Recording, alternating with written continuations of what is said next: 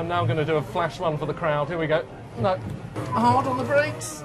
Down to some gear or other. That is a tight corner, isn't it? Yes. Put the handbrake up like that.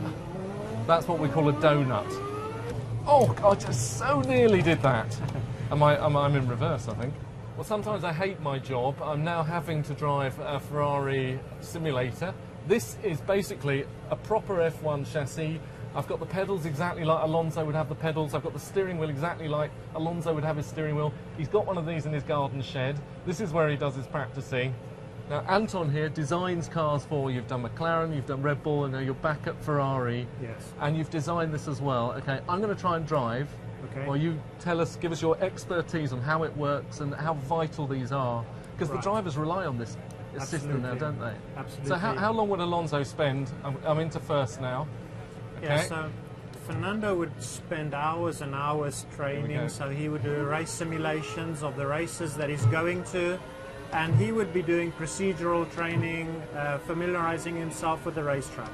Now basically, you know, whereas Ronnie O'Sullivan has got a snooker table in his house and he would go down every morning after his cup of tea and practice snooker for hours. Yes. Alonso and all the drivers would have these in their sort of garden sheds, and they have their cup of tea and go and do a couple of hours in the sim. Well, exactly. They would have different levels of simulators. Some of them might have computer games, others will have full-blown simulators like this one, or even better. And what are they learning? Because presumably they know the circuits. Yeah, so there might be situations where they do have a new circuit, like over the last few years we've had Korea, India, Austin, Texas, so there's a big effect of learning the circuit there. Okay, excuse me, I've got a bit of a tight right-hander. This is the Ferrari test track I'm on now, is it? Yes, this is Fiorano, which is in the home of Ferrari in Maranello, and it's a test track where all of the developments of the Formula One cars and road cars get done.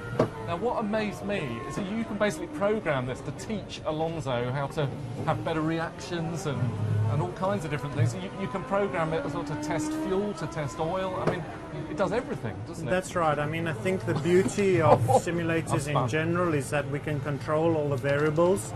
They are absolutely fantastic for concentration skills, multitasking, reaction times, and also to familiarize yourselves with the circuits.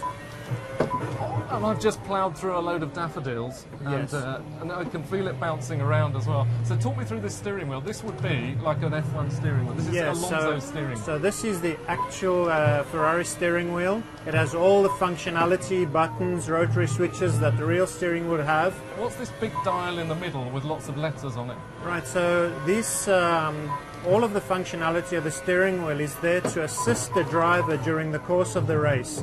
So in other words, while there's got fuel load going down, while there's got tyres changing, he'll continually be changing the settings of the car from the steering wheel, from a series of pre-programmed controls. And so, how's my driving, by the way? Yeah. Not that good at all. Yeah, thanks very much. Oh dear. I seem to be upside down. Have I broken your simulator? No. Okay.